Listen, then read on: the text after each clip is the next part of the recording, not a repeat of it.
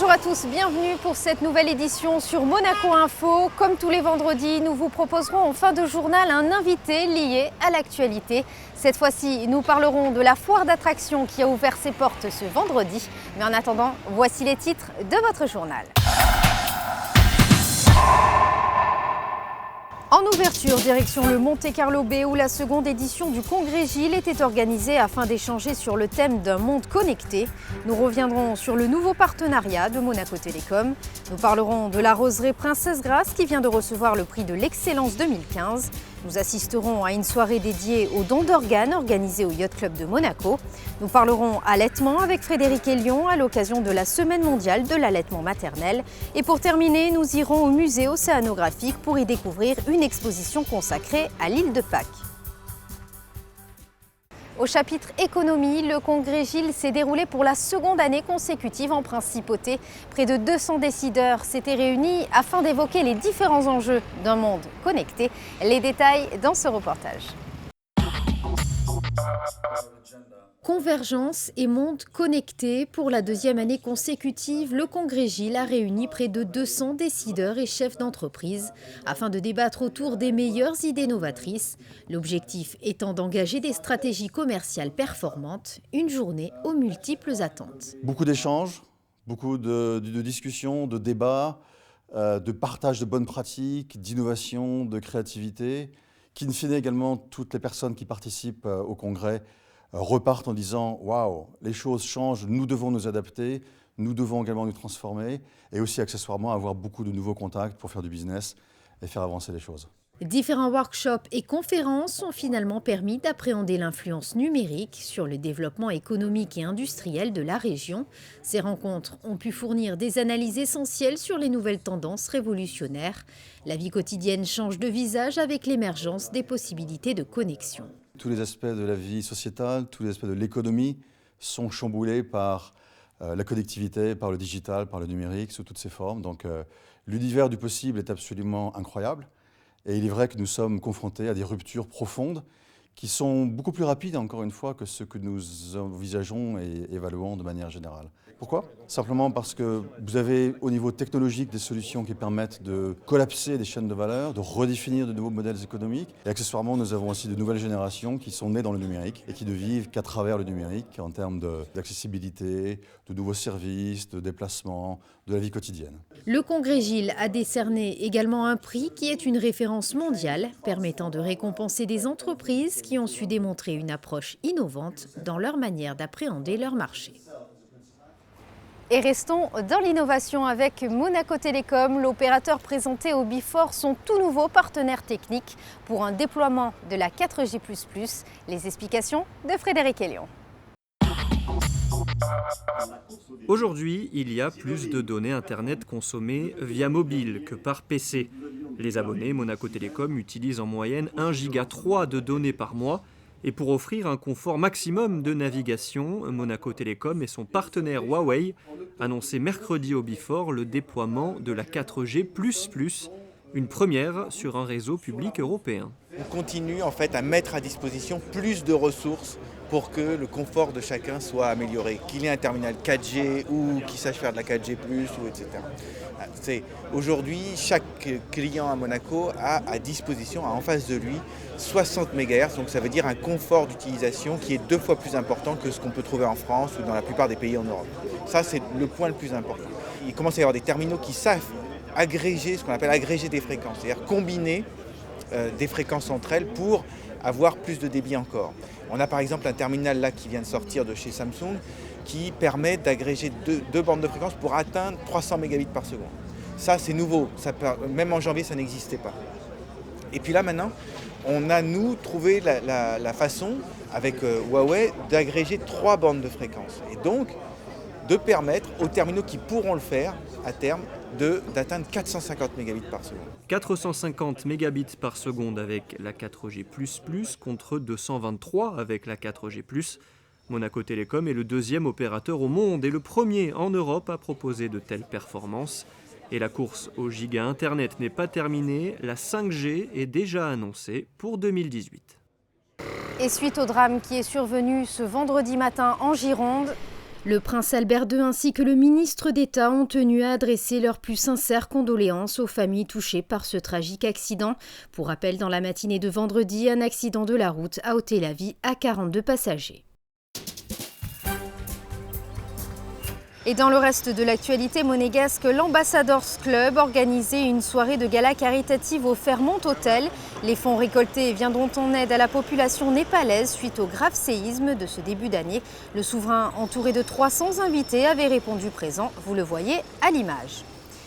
Le lendemain, jeudi matin, le prince Albert II recevait au Palais Princier 3 nouveaux ambassadeurs. Tout d'abord, son Excellence Rapulan Sidney Molekan, ambassadeur d'Afrique du Sud. Il a été suivi par l'ambassadeur de Nouvelle-Zélande, son Excellence James Loudon Kember. Et enfin, l'ambassadeur du Costa Rica, son Excellence Marco Vinicio Vargas Pereira. La principauté toujours tournée vers l'international puisqu'après les lettres de créance, ce sont les Pays-Bas qui étaient à l'honneur. Une réception était organisée à l'occasion de leur fête nationale. Le ministre d'État ainsi que plusieurs personnalités s'étaient rendus à l'événement. Je vous propose à présent de regagner la roseraie Princesse Grace à Fontvieille qui vient d'être récompensée d'un prix de l'excellence 2015. Marie-Pierre Gramaglia, conseiller de gouvernement pour l'équipement, l'environnement et l'urbanisme, participait à la cérémonie. Les détails dans ce reportage. Fondée en 1968 à Londres, la Fédération mondiale des sociétés de la rose a pour objectif de développer des contacts et de partager les différentes connaissances liées à cette célèbre fleur si symbolique. 39 pays sont désormais représentés au sein de l'entité. Après le Japon en 2006, le Canada en 2009 et l'Afrique du Sud en 2012, la Fédération mondiale des sociétés de la rose a attribué le prix de l'excellence 2015 à la roseraie Princesse Grace pour son originalité, le nombre de rosiers, les différentes variétés et la qualité de son entretien. Monaco a été sélectionné puisqu'il a rempli les 5 critères requis par la Fédération mondiale et les 2 juges experts qui sont venus examiner lors du concours l'an dernier en 2014 ont trouvé que Monaco méritait vraiment cet award. Lors de son inauguration en 1984, la roseraie Princesse Grace était composée de 4000 rosiers répartis sur une surface de 3000 m².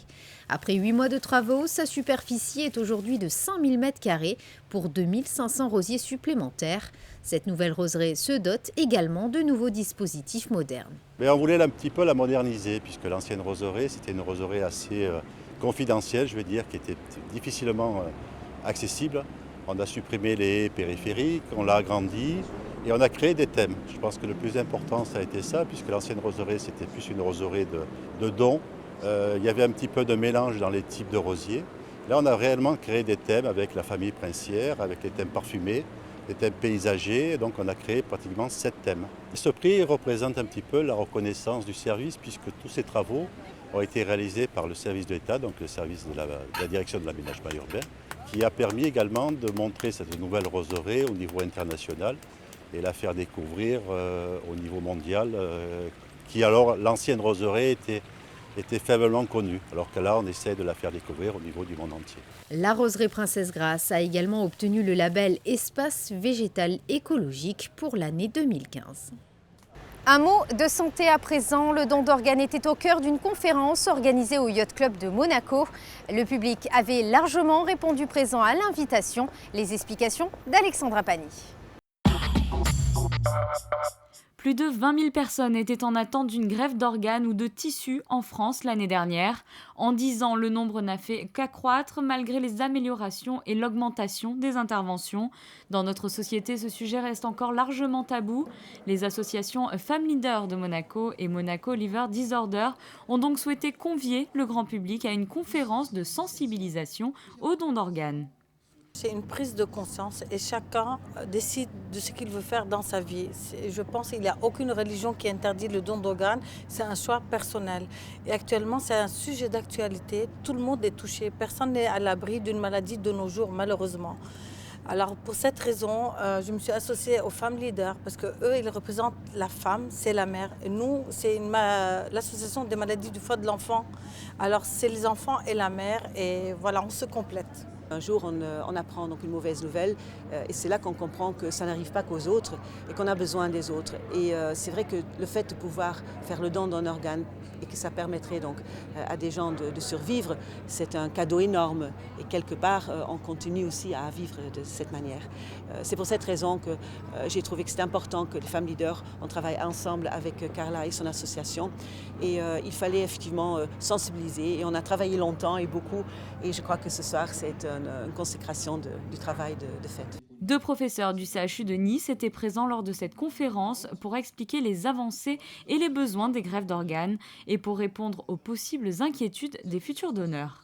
Ce don d'organes, aujourd'hui, à travers les progrès foudroyants des transplantations, est une question qui est vraiment à l'ordre du jour et pour laquelle il faut inciter les personnes à réfléchir à la question de donner dans une période préalable à une prise de décision sur le moment, c'est-à-dire l'accident, la mort cérébrale ou peu importe, et l'interrogation en famille, puisque la loi en France l'oblige, enfin pratiquement l'oblige.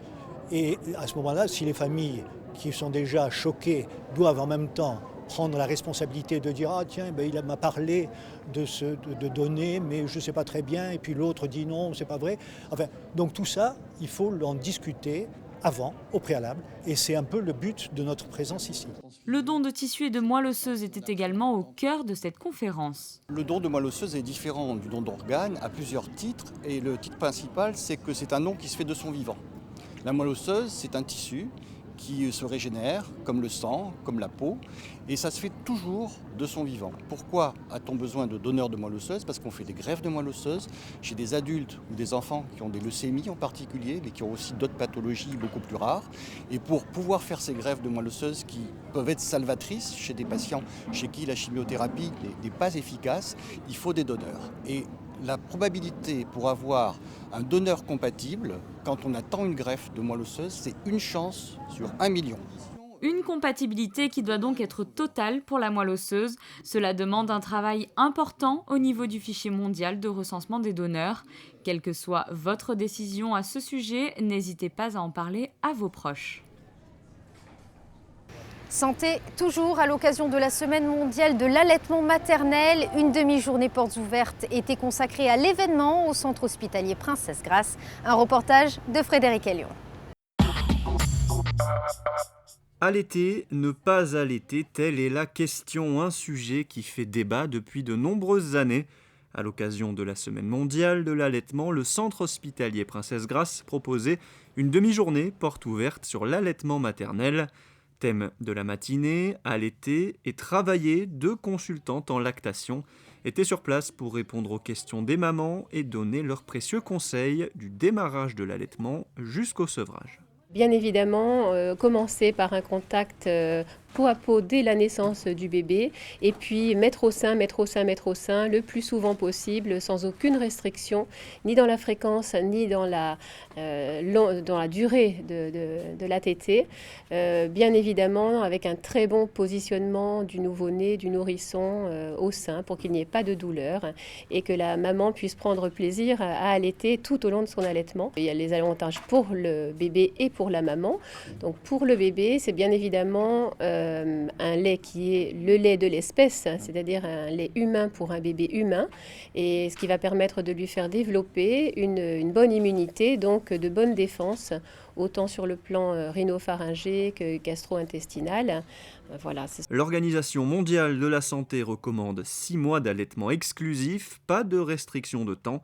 L'allaitement peut perdurer jusqu'aux 2 ans. Et avant de refermer cette édition, direction le musée océanographique où la création d'un parc marin de l'île de Pâques et les réserves marines XXL ont inspiré une exposition découverte en avant-première par Le Souverain et visible jusqu'au 2 novembre. Christine Datomel vous en dit plus. Nos océans jouent un rôle majeur dans le maintien de la vie sur Terre. Les océans alimentent des milliards de personnes et une multitude d'espèces. C'est pour cela qu'il est vital de les préserver, car ils sont aujourd'hui menacés par les exploitations industrielles, par le dérèglement climatique et par la surpêche. C'est pourquoi depuis toujours, le souverain soutient à travers sa fondation la création d'aires marines protégées comme un outil essentiel pour rendre la gestion des océans plus durable. Le premier des bénéfices, c'est de laisser à l'environnement marin et sous-marin le temps de se reposer. Aujourd'hui, l'aire marine protégée, qui en fait régule, limite les activités humaines en mer, en fait va laisser un petit peu plus respirer l'environnement marin.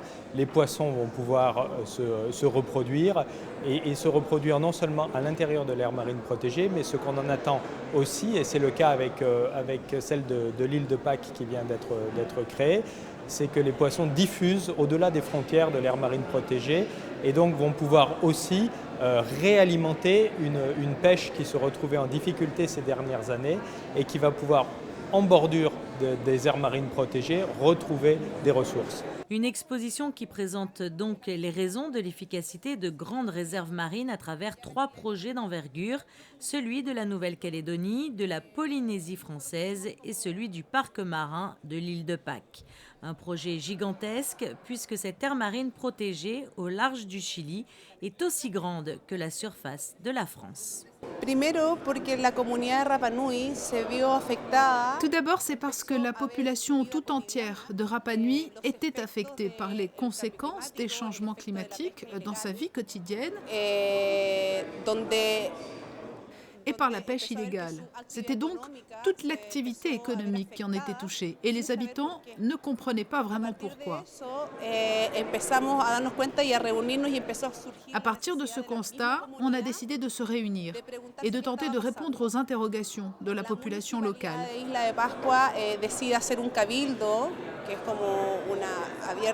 La municipalité de l'île de Pâques a été à l'initiative de ce projet et à partir de là, a commencé ensuite le travail méthodologique.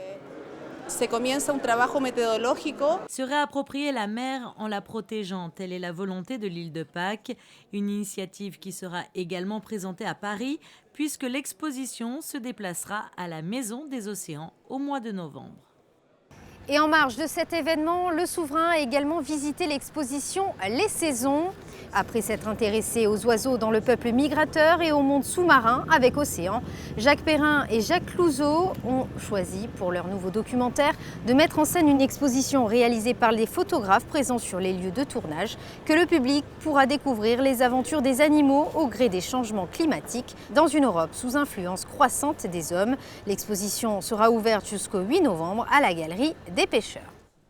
Voici donc ce que l'on pouvait retenir de l'actualité monégasque. Nous avons donc rejoint notre invité du week-end. J'ai à mes côtés Olivia Novaretti, chef du service animation de la ville. Bonjour. Bonjour Vanessa. Merci de nous accorder cet entretien. Alors je viens de le dire, vous êtes à la tête du service animation de la ville. Vous vous occupez d'organiser cette foire chaque année. Peut-on présenter cette nouvelle édition ? Oui, alors cette édition 2015, on l'a voulu plus aérée. On a voulu mettre un petit peu en valeur les manèges, particulièrement la zone enfantine. C'est vrai qu'on a des jolis manèges pour enfants qui n'étaient pas très bien mis en valeur avant. Donc là, on en a profité. Tout a plus d'espace, on voit beaucoup mieux. Du coup, ça nous permet de voir un petit peu les magasins avec toutes les friandises, les gourmandises pour les enfants. On a gardé également les manèges traditionnels, les classiques qu'on a tous connus. Cette année, hein, mais vrai. Oui, et oui, on a voulu garder les classiques qu'on a tous connus quand on était enfant. Je pense au combat spatial qui est là depuis pas mal d'années, mais voilà, mais c'est le premier gros manège pour enfants, le premier que les enfants petits font, manège à sensation. Qu'est-ce qu'on a encore ? On a encore des manèges un peu plus grands qu'on a voulu relooker, qu'on a voulu un petit peu plus moderne comparé à d'habitude. Je pense à l'ancien Tepacap. Maintenant, c'est transformé, c'est devenu le LOL qui a un étage de plus. Il est plus ludique, il est un peu plus attrayant avec des nouvelles peintures. Ça plaît beaucoup aux enfants. Et après, pour les plus grands, on a aussi le manège Atmosphère. Voilà, alors celui-là, c'est un manège de dernière génération. Tout nouveau, c'est vrai qu'on l'a déjà eu l'année dernière, c'était une nouveauté absolue. Là, les gens l'ont redemandé. On a aussi le classique Tagada, incontournable, pareil, qui ne l'a pas fait étant jeune. Voilà, donc ça c'est vraiment ce qu'on a voulu pour cette année, de l'aération, de la mise en valeur des manèges. Alors vous parlez d'aération, justement, une particularité cette année, la foire s'est installée, c'est inédit, ici même où nous sommes dans la Darse Sud, en raison évidemment des travaux sur le port Hercule. Est-ce que finalement ça a impliqué une organisation particulière ? Oui, alors effectivement, ça nous a pris pas mal de temps cette année, je dirais presque toute l'année, en négociation un petit peu avec les instances gouvernementales, pour voir si effectivement on pouvait installer des manèges sur la Darse Sud, parce qu'on ne voulait pas se limiter à une toute petite foire, ça aurait été décevant pour tout le monde. Donc là, après plusieurs études, notamment au niveau de la sécurité, pour pouvoir mettre des manèges un petit peu lourds, un petit peu imposants sur cette Darse Sud, on a réussi. C'est un challenge qui a été relevé brillamment par toute l'équipe et tous les gens qui ont travaillé dessus. Donc voilà, mais c'est vrai que la sécurité a été la chose la plus importante pour nous, notamment parce qu'il y a une route à traverser, donc il y a des choses qui ont été mises en place pour sécuriser les lieux. Il faut signaler que la route, effectivement, une voie de circulation est quand même ouverte. Voilà, exactement. Alors, pour sécuriser les lieux, on a mis en place des panneaux d'avertissement pour sensibiliser les automobilistes. On a mis en place un feu rouge temporaire. On a déplacé le passage piéton. Mais surtout, ce qu'on a fait, c'est qu'on a demandé à ce que la route soit coupée les week-ends à partir de 10h du matin pour que justement les gens puissent circuler sans danger. Et pareil pour les jours fériés, comme ça les gens pourront vraiment déambuler d'en haut en bas de manière très fluide. Donc ça, c'est vraiment un gros plus pour cette année. C'est vrai, c'est une bonne chose. Alors, finalement, vous êtes une petite équipe au sein du service et on se demande comment travaille-t-elle, comment s'organise-t-elle pour réaliser de tels événements ? Alors c'est vrai qu'on n'est que 6 à travailler en administratif sur tous ces événements de l'année. Donc en début d'année, donc même quand la foire est encore en cours, on reçoit des demandes des forains pour participer à l'édition prochaine. Et après, c'est vrai qu'il y a tout un travail de sélection, de recherche des manèges, dernière génération comme je l'évoquais. Voilà, les forains les plus sérieux, les plus consciencieux par rapport à la sécurité et aussi ceux qui mettent en valeur leurs manèges et leurs stands parce qu'ils les réactualisent chaque année, ils mettent en valeur leurs nouveaux produits. Et c'est vrai que c'est quelque chose qui prend pas mal de temps à toute l'équipe pour rester bien dans le cadre réglementaire de tout ce qu'on doit appliquer. Et d'ailleurs, j'ai une équipe au top à ce niveau-là et vraiment, je les remercie toute l'année. En plus, la foire à peine démontée, la foire d'attraction, j'imagine que vous pressez sur le marché de Noël qui est également sous votre responsabilité et on y arrive bientôt. Effectivement. Alors dès que la foire est partie, hop, on arrive et on installe déjà les décors et les chalets pour le village de Noël. Alors c'est vrai que chaque année, on attend ça avec impatience parce que ça annonce les festivités. Voilà, donc là c'est vrai que là tout est en place, tout est quasiment terminé, on n'en est plus qu'au fignolage et on a hâte de vous présenter cette nouvelle édition cette année. Nous aussi, on a hâte de la découvrir. En tout cas, merci pour cet éclairage, Olivia Novaretti. Et le temps d'aller se manger une barbe à papa, je remercie les équipes de Monaco Info et on se quitte sur la météo. Très bon week-end à tous. Société Générale Private Banking vous présente la météo.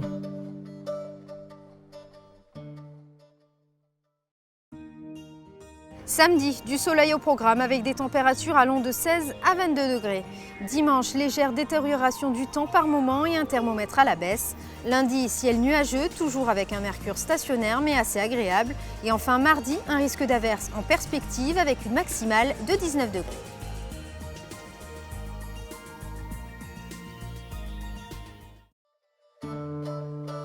La météo vous a été présentée par Société Générale Private Banking.